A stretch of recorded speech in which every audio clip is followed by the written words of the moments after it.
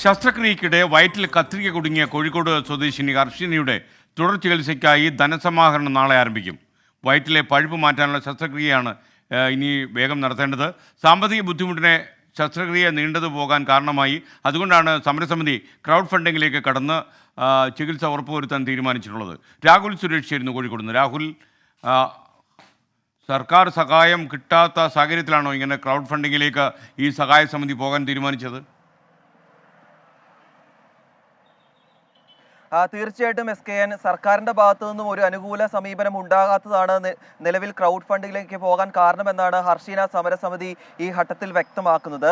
ഹർഷീനയുടെ വയറ്റിൽ കത്രിക കുടുങ്ങിയ സ്ഥലത്ത് വീണ്ടും കൊഴുപ്പ് അടിഞ്ഞു കൂടുകയും പഴുക്കുകയും ചെയ്തിട്ടുണ്ട്.